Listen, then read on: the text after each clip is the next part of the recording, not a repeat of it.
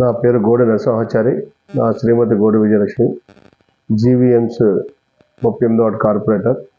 నేను ఆంధ్రప్రదేశ్ విశ్వ బ్రాహ్మణ సాధికారత కమిటీ కన్వీనర్.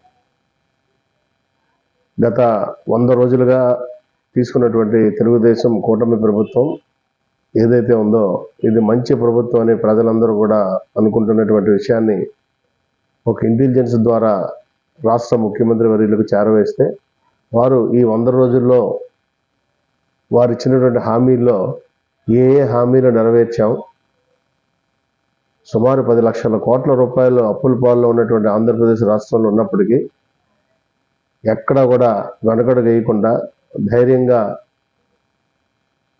కూటమి ప్రభుత్వం ఏదైతే ఉందో నారా చంద్రబాబు నాయుడు గారు వినూత్నమైన ఆలోచనతో ముందుకు వెళ్తున్న సమయంలో ఎన్నో ఉపద్రవాలు వచ్చినప్పటికీ అలుపెరగని సేవ చేసి సంక్షేమాన్ని, అభివృద్ధిని 2 కళ్ళతో చూస్తున్నటువంటి నారా చంద్రబాబు నాయుడు గారు ఈరోజు 3,000 ఉన్న పెన్షన్ 4,000 రూపాయలకి చేయడం, అదేవిధంగా మంచం మీద ఉన్నటువంటి ఎవరైతే పూర్తిగా మంచానికే పరిమితమైన వాళ్ళకి 15,000 రూపాయలు ఇవ్వడానికి రేపు అక్టోబర్ నుంచి ప్రయత్నం చేయడం, వెనువెంటనే అమలు చేసినటువంటి ఏవైతే ఈ కార్యక్రమాలు ఉన్నాయో మొట్టమొదటిగా 3,000 రూపాయలది 4,000 రూపాయలు చేస్తాను, ఒకేసారి 1,000 రూపాయలు పెంచినటువంటి ఘనత ఈ 100 రోజుల్లో జరిగింది.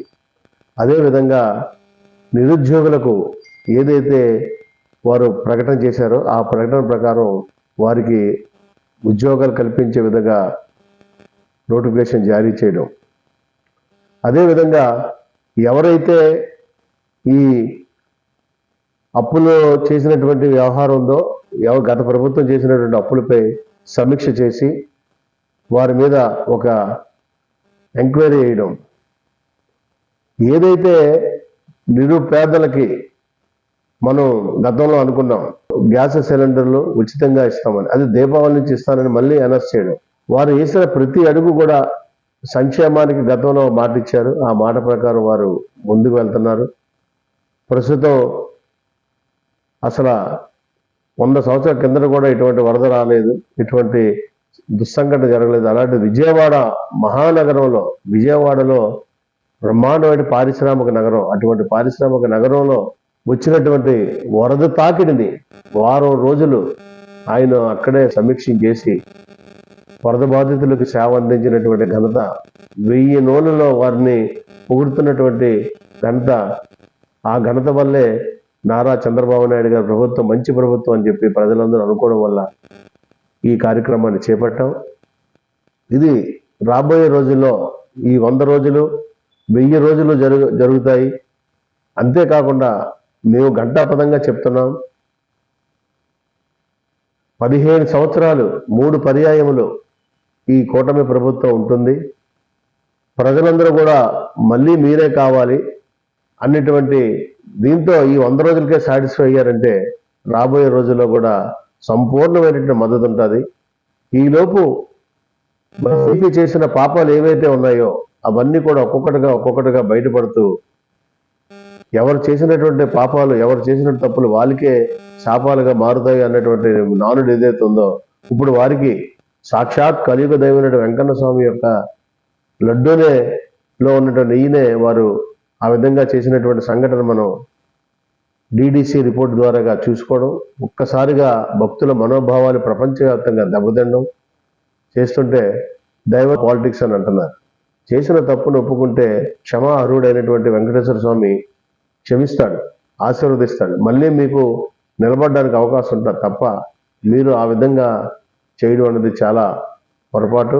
వరల్డ్ రికార్డు కొట్టారు. ఇంతకుముందు ఎప్పుడు కూడా ఈ పంచాయతీలకి, ఎంపీటీసీ, జడ్పీసీలకి ఒకేసారి 13,376 గ్రామ సభలు చేసినటువంటి ఘనత లేదు. వారు చేసి వరల్డ్ రికార్డు కొట్టారు.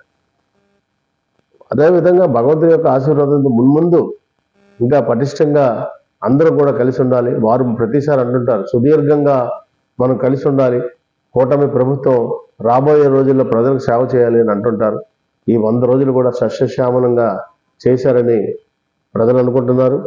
2029 నాటికి తిరుగులేని శక్తిగా తెలుగుదేశం పార్టీని తయారు చేస్తానని మా అధినాయకుడు ఇచ్చినట్టు పిలుపు మాకు ఎంతో ఉత్తేజాన్ని, ఎంతో ఒక మళ్ళీ పటుత్వాన్ని మాకు మళ్ళీ కల్పించాయి.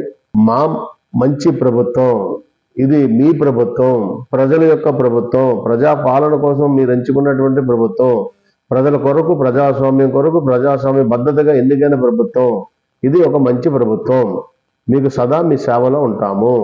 పోలవరాన్ని చూడండి, మీరు పోలవరాన్ని శుభ్రంగా సర్వనాశనం చేసి కనీసం ఒక 5% కూడా వర్క్ ప్రాసెస్ లో పెట్టినటువంటి రివర్ స్టాండింగ్ అని చెప్పి పోలవరాన్ని శుభ్రంగా డయాంఫ్రమ్ వాళ్ళని తుప్పుపట్టి చేసినటువంటి ఘనత వైసీపీ ప్రభుత్వాన్ని. ఇటువంటి వాటిని మళ్ళీ లైన్లో పెట్టి 10 లక్షల రూపాయలు, 10 లక్షల కోట్ల రూపాయలు అప్పు చేసినటువంటి దాన్ని కూడా పక్కన పెట్టి సంక్షేమాన్నే తన యొక్క ధ్యేయంగా మాట ఇచ్చాను కనుక చేస్తున్నానని చెప్పినటువంటి నారా చంద్రబాబు నాయుడు గారు విమర్శించే హక్కు మీకెక్కడిది? అసలు దేనికి డైవర్ట్ పాలిటిక్స్ చేయవలసిన పనే ఉంది? 164 సీట్లు ఇచ్చినటువంటి ప్రజలు ఎలా సేవ చేయాలంటే ఆలోచనతో ఉంటాం. అలాంటిది డైవర్ట్ చేయవలసిన అవసరం మాకే ఉంది. మీరు మీ ఉనికిని చాటుకోవడం కోసం, మీరు చేసిన తప్పును కప్పిపుచ్చుకోవడం కోసం, మీరు అనుసరిస్తున్న విధానం మీకే మళ్ళీ మీ గురి మీరే తవ్వుకున్నట్టుగా ఉంది. ఇటువంటి శ్రద్ధహస్తులైన మీరు మీ పార్టీలోంచి ఒక్కొక్కరు అధినాయకులు ఎందుకు బయటకు వస్తున్నారు? సమాధానం చెప్పండి. మీ సొంత చెల్లెలే మొన్న కూడా ఒక స్టేట్మెంట్ ఇచ్చారు. ఇంకా కోలుకోవడం జగన్ పరిస్థితి కాదు, ఇది సాక్షాత్ వెంకటేశ్వర స్వామికి ఈ విధంగా చేస్తే ఇంకా ఎట్టి పరిస్థితుల్లో కోలుకోలేని పరిస్థితుల్లో వెళ్ళిపోయింది వైసీపీ పార్టీ అని. మీరు డైవర్ట్ పాలిటిక్స్ చేస్తున్నారు. మీరు మీ చోటామోటా నాయకులతో మళ్ళీ చెప్పినవే చెప్పించి, ఆడిన అబద్ధాలు ఆడించి, చేసిన పనులే చేయించి చేస్తున్నారు. ప్రజలందరూ గమనించారు కనుకనే మీకు సాక్షాత్ వెంకటేశ్వర స్వామి ద్వారా బుద్ధి చెప్పారు. ఇంకా మరి మీరు మేలుకోపోతే ఇంకా అది కూడా భూస్థాపితం అయిపోతారు. అన్నా క్యాంటీన్ ఇప్పటికే రాష్ట్ర వ్యాప్తంగా సుమారు 100 నుంచి 120 అన్నా క్యాంటీన్లు ప్రారంభించారు. రాబోయే రోజుల్లో ఇంకా ప్రారంభిస్తారు. ప్రజలు ఒక్కొక్కరు అన్నం మీరు చూస్తున్నారు కదా, మీకు చెప్పక్కర్లేదు, ఎందుకంటే మా డబ్బా మీకు కొట్టుకోక్కర్లేదు. కేవలం ప్రజలే హర్షం వ్యక్తం చేస్తున్నారు. 5 రూపాయలకి భోజనం ఎంత పరిస్థితిలో ఒకవేళ కూలీ పనికి రోజువారీ మేస్త్రులు ఉన్నారు, రోజువారీ కూలీలు ఉన్నారు. వాళ్ళ పనులు లేకపోతే శుభ్రంగా భోజనం చేసి కుటుంబ సమేతంగా వెళ్ళిపోతున్నారు. ఉదయాన్నే టిఫిన్ చేసి పనులకు వెళ్ళిపోతున్నారు.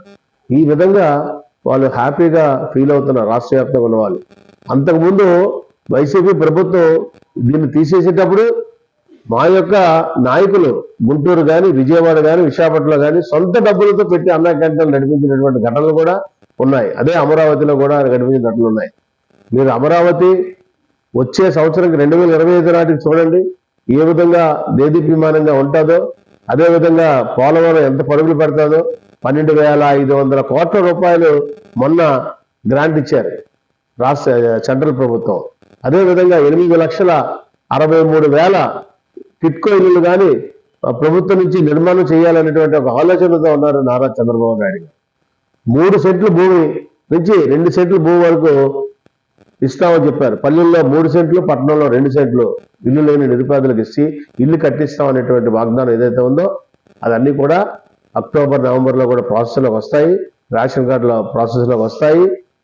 ఇప్పటికే ఆయన ఇచ్చినటువంటి మాటల్లో అన్న క్యాంటీన్ కానీ, పెన్షన్ కానీ, అదేవిధంగా నిరుద్యోగులకి నోటిఫికేషన్ కానీ, ఈ విధంగా చెప్పుకుంటూ పోతే సుమారు సూపర్ 6లో ఒక 3-4 వరకు కూడా ఇమీడియట్గా 100 రోజుల్లోనే ఆయన అమలు చేయడం జరిగింది. రాబోయే రోజుల్లో ఆ 2 కూడా చేసి సూపర్ 6కి అర్థం పరమార్థం చూపిస్తారు మా అధినాయకుడు నారా చంద్రబాబు నాయుడు గారు, డిప్యూటీ సీఎం పవన్ కళ్యాణ్ గారు.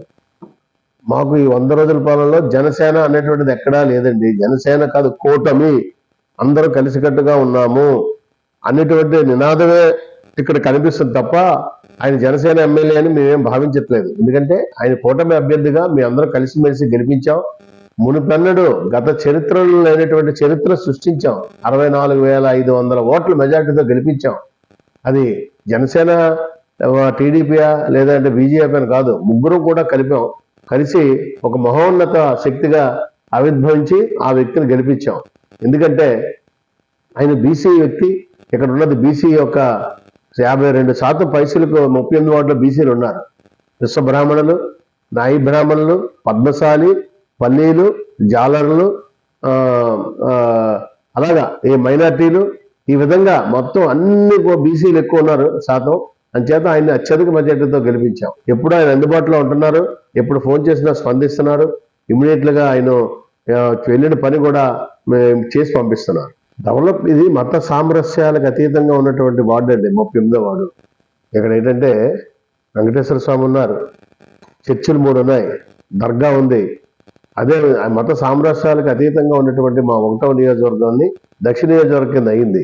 దక్షిణ నియోజకవర్గం అయిన తర్వాత ద్రోణరాజ్ సత్యనారాయణ గారు అయ్యారు, ద్రోణరాజ్ శ్రీనివాస్ గారు అయ్యారు, ఆ తర్వాత వాసుపల్లి గణేష్ కుమార్ అయ్యారు, అంతకుముందు రహమాన్ గారు ఉండేవారు. ఇప్పుడు ఈయన ఒక వ్యక్తిగతంగా మన వార్డు మన నియోజకవర్గం కానప్పటికీ వ్యక్తిగతంగా ఒక మంచి వ్యక్తి అని గతంలో బాగా దెబ్బతీశారనేటువంటి ఒక ఉద్దేశంతో ఇక్కడ ప్రజలు ఆయన తాలూకా వ్యక్తిత్వాన్ని చూసి, ఆయన ఒక అభిమతం చూసి ఆయనకు ఓటేశారు కనుక ఆయన ఆ విధంగానే ఇప్పటి వరకు 100 రోజుల పాలన సాగించారు. మున్ముందు కూడా అలాగే ఉంటారని మేము భావిస్తున్నాం.